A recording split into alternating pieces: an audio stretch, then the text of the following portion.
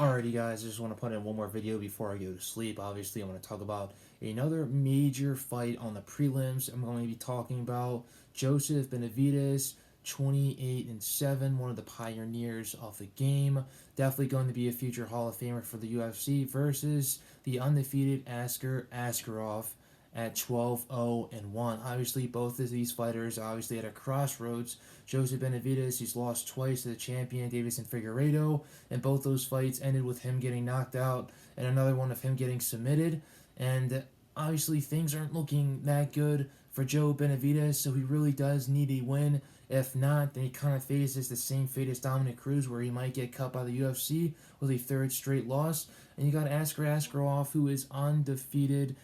The undefeated Russian at 12-0-1. He's been winning all of his fights. His last three fights were against Tim Elliott, Alexandre Pantoja, and Brandon Moreno. Out of those three fights, he did have a draw with Brandon Moreno. It was a back and forth battle. The judges deemed it a draw. So he's been facing the who's who of the 125-pound division, and so has Joseph Benavidez. He's been within this division since the insurrection of it. He's been in this division since the creation of it, and he's fought for this belt at least 4 different times, which basically gives you the hint that he will never fight for the belt ever again as long as Davison Figueiredo is the champion.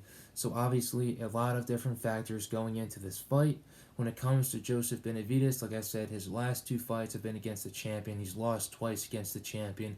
His last win was in 2019 against Jussier Formiga, and he also beat Dustin Ortiz in 2019. So he was rolling until 2020. He had those 2 title shots, and he fumbled the ball with those 2 title shots. And let's be honest, it's Davison Figueiredo. The man is a beast. He hits like a Mack truck, and he can submit you like an anaconda when he has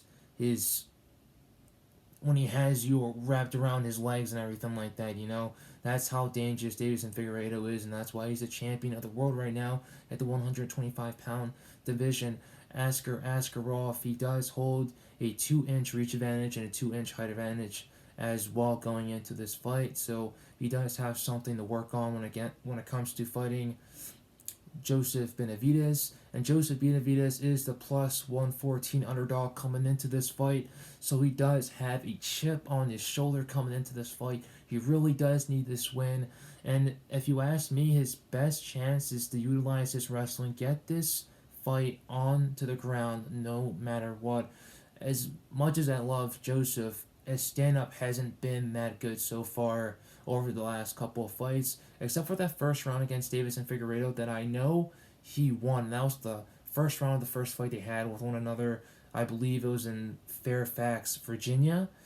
Something like that. Fairfax, Virginia. I know it was in Virginia. And he won the first round because his stand-up was very nice, very clean, very crisp, very technical, and he was just on point when it comes to his precision and his accuracy of his striking.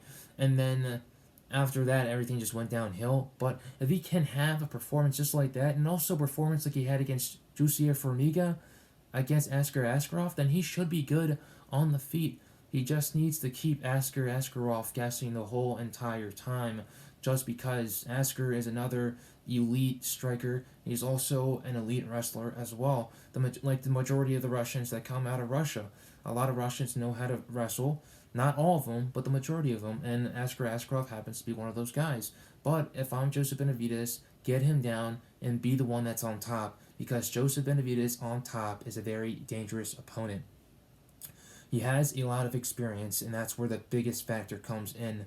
Like I said, 28-7 plus 12-1. Who has the bigger advantage when it comes to experience? It's gotta be Joseph Benavidez. Like I said, he's been around the block for a very, very long time. He's fought in the who's who of the 225-pound division, including Demetrius Johnson, the former champion, and basically the former pound-for-pound fighter in the whole entire world. Obviously, he's been there with the best of the very best, and he's going to have to use all that experience against Askarov because he's not going to be an easy out. And Joseph Benavidez is fighting for his career. If the world and the weight isn't all on his shoulders, then I don't know what is. Obviously, if I'm Askarov, you're going to want to keep it on the feet. Obviously, you're going to want to work your shots. You want to pepper those jabs. You want to work in some combinations. You also want to work it to the body as well. Work in those leg kicks.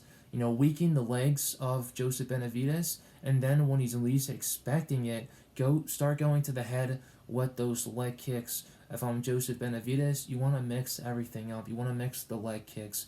You want to mix your striking. Throw some uppercuts in there with some jabs and some hooks, and just mix everything up beautifully. Maybe get the fight against the cage. Definitely fake some leg kicks or fake some strikes and go in for the takedown, whether it's for the single leg, the double leg, whether you've got the body lock, try to go for an Imanari roll, try to go for an ankle pick. There's so many different ways that you can be able to get a takedown. And Joseph Benavidez has a wrestling background. That's his bread and butter. Before he became a mixed martial artist, he was a wrestler in the state of New Mexico, and a very, very good one at that. So obviously there are a lot of keys to victories for both of these fighters to utilize during the fight with one another. But if you ask me who has the upper edge, the upper advantage coming into this fight, it's definitely going to be Askarov, because he's undefeated and he does have a draw with Brandon Moreno, who's going to be fighting against the champion. Once again, Brandon Moreno gave Davison Figueiredo a run for his money. If it weren't for that deductive point, then Davison Figueiredo would have won, but he got a deductive point because of all the blatant shots, the groin and to the eyes and everything like that. So they're going to run it back. But Askarov had that tie against that majority draw against Brandon Moreno, who is an assassin baby. He's literally an assassin in the MMA world because he gets guys out of there, but he wasn't able to get Askarov off. So obviously, Askarov is a very special individual, and the UFC is very fond of him. They think very highly of him, which is why they put him in this position against